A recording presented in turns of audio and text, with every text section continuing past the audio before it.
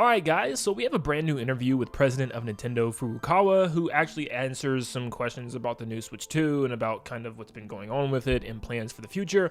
None of this is super crazy, but there is some interesting stuff to pull from here and some stuff that might hint at a nearby announcement or something like that. But of course, before we get started, thank you guys so much for your love and support. We are slowly but gradually getting closer to the 400,000 subscriber goal that we have right now. Thank you so much for your love and support. If you love this video and if you love Nintendo, and let's see how many people we can get to like and subscribe to help us push this goal. But thank you so much, and let's dive into the interview. So we have the bullet points and the most important information given to us from Nintendo Patents Watch on Blue Sky. Thankfully, they gave us these bullet points and most important parts of the interview because it's paywalled. So yeah, I'm not paying to read this whole thing. But yeah, first off, Switch 2 supply has stabilized globally except Japan. They need a bit more time to meet demand over there in Japan. I guess Switch 2s are just flying off of shelves. It's selling like hotcakes over there compared to here. It's still selling well here, but nowhere near as well as Japan. Like, I mean, you could go to the store right now here in the States and probably find a Switch 2 on shelves. I mean, I find them pretty much in every store that I go to. It could be just an overstocking thing from Nintendo, or maybe people are slowly starting to, you know, buy the Switch 2 less and less. I mean, we've seen the recent holiday sales, they seem to be declining. So maybe that's a reason, who knows, but over there in Japan, they are loving this thing. Another major part of this interview states that Nintendo aims to make Switch 2 a hardware roughly translated to accommodating, generous, and forgiving, to realize first and third party dev ideas. There are people who pick up their first consoles when reaching a certain age, and Nintendo wants to make Switch 2 accessible to them. So this is pretty much just saying, I'm pretty sure, where Nintendo wants people to play their consoles of all ages, and they are definitely still targeting younger players, people who are just getting into Switch 2s. I mean, that's why we are seeing certain games like Princess Peach Showtime and possibly even the upcoming Yoshi and the Mysterious Book. I know we can kind of feel down in the dumps about these things because it takes some of our favorite IPs and kind of babies them down. Like Yoshi has just pretty much now turned into kind of a child game. I mean, and I know some people might say it's always been that, not necessarily. I think the original Yoshi's Island is one of the tougher 2D platformer adventure games out there. So yeah, they kind of babyfied Yoshi with Woolly World, Crafted World, even Yoshi's New Island. And it looks like they're going to do the same thing with Yoshi and the Mysterious Book. I think Yoshi's just turning into that child-friendly game at this point. Now this is where it starts to get kind of scary. When asked about price increases, Furukawa gave a PR-savvy reply. I cannot comment on hypotheticals. To me, if you had no plans on raising the price of your console eventually, you wouldn't have answered it this way. You'd be like, we have no plans for that at this time, or some type of shutdown statement. They just completely dismiss the thing and say, like, we're not going to talk about hypotheticals, let's move on.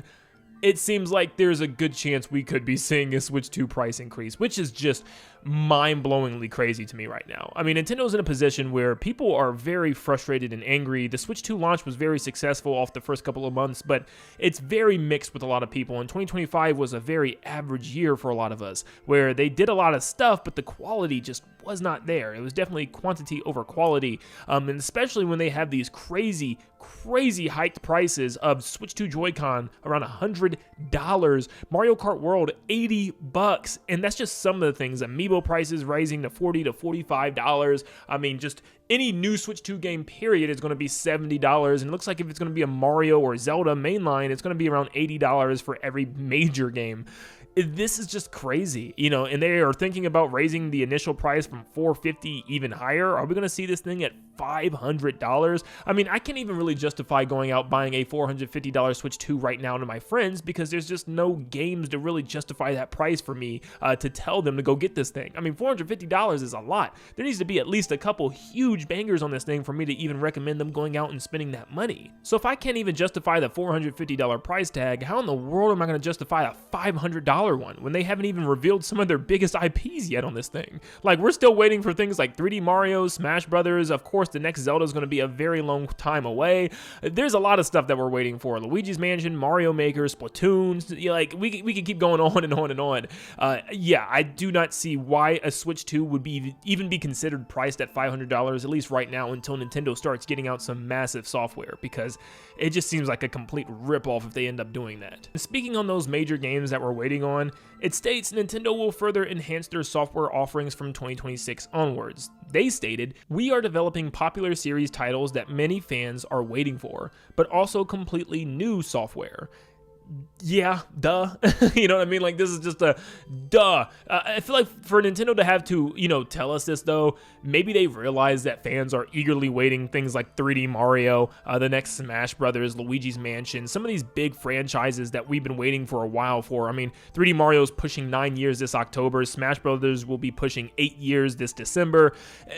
Fans know that we're hungry for these big IPs, and I think Nintendo knows it as well. And maybe this is just their way of saying, hold on, just be a little patient. We're getting close to revealing some of those big things to you. Or maybe this is just a blanket statement just saying, hey, we're making games. Duh, my bread maker makes bread.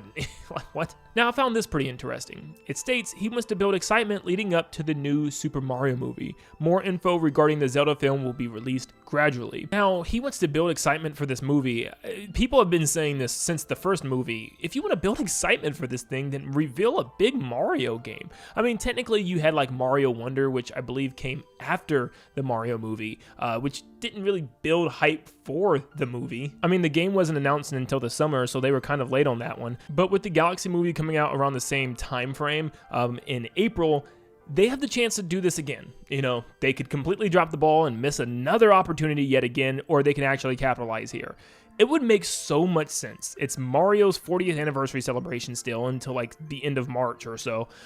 So they could have a big Mario Galaxy movie in April, followed by a huge brand new 3D Mario that it's been 9 years in this October for the holiday season. Would be so awesome. It would be a perfect advertisement to reveal it in the upcoming Nintendo Direct in like February. Be the awesome final reveal. Everyone's excited about this thing. People are nonstop talking about this huge, crazy 3D Mario game. And then you also have the Mario Galaxy movie to go alongside with it. There's just so much, cross promotion with those two things. I feel like Nintendo would just be complete idiots to once again skip this, but I can once again see us having another Nintendo Direct in February and Mario is nowhere to be seen because this is Nintendo we're talking about. I don't know what's going on with the production of this game, but they are surely taking their sweet grand old time. And I'm wondering why. I know people are going to bring up Donkey Kong and stuff, but yeah, I'm going to talk about that in a separate video because I have full faith that Donkey Kong has nothing to do with the production of this 3D Mario. Like, there are separate teams working on these things. There's no way in the world they sacrifice their biggest IP on their brand new console for huge sales just to have a Donkey Kong game come out. Like, I do think there's plans for Mario soon, but it's just how soon. So you want to build up hype for this new movie, Nintendo? This is how you do it. Reveal a big 3D Mario game, have a Mario Galaxy specific direct for the movie here in a month or two, and just keep hyping it up. I mean, it'd be perfectly fine that way. I mean, you wouldn't have to do much. This game alone is going to carry the hype for Mario the entire year. It's going to carry the hype for the console for the entire year. So this is it. Nintendo, announce the 3D Mario at the February Direct, please. Yes, this is technically like my 10th video in a row sneaking in 3D Mario. Shh, let me have my fun. It then states Nintendo's primary focus for movies is not short-term profits, but character exposure. They like to establish a system to release more films beyond these two, which is Mario and Zelda. Yes, I mean, this is something that I'm hoping for as well. I think this is a way that you can actually get your characters exposed out there. Like they just said, characters like Samus from Metroid, I feel like this is how you start building that franchise up. You start having Metroid shorts or films or shows, something to put Samus in the spotlight and show people that are more just casual fans of Nintendo, why they need to try Metroid out.